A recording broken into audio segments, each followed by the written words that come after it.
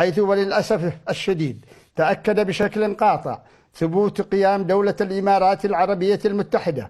بالضغط وتوجيه المجلس الانتقالي بتقويض سلطة الدولة والخروج عليها من خلال التصعيد العسكري والاعتداء على مواقع القوات المسلحة والهجمات المتكررة على قبائل حضرموت والمدنيين الأبرياء، وإغلاق مطار سيئون أمام الرحلات التجارية، وما نتج عن ذلك من انتهاكات جسيمة ضد اليمنيين.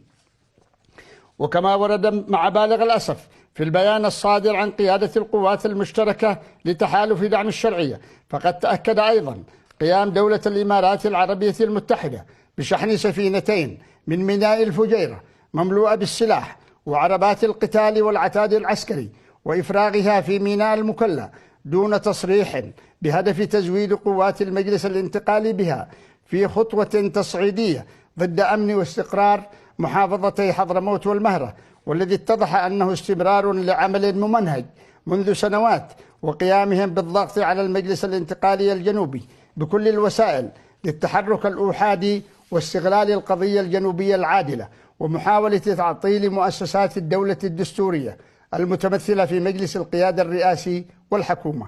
ومع تثميننا للدور السابق لدولة الإمارات العربية المتحدة وجهودها كعضو شارك في تحالف دعم الشرعية بقيادة المملكة العربية السعودية، إلا أن دورها أصبح للأسف موجها ضد أبناء شعبنا العظيم في دعم صريح للتمرد وإذكاء للفتن الداخلية بما يهدد أمننا واستقرارنا وتماسك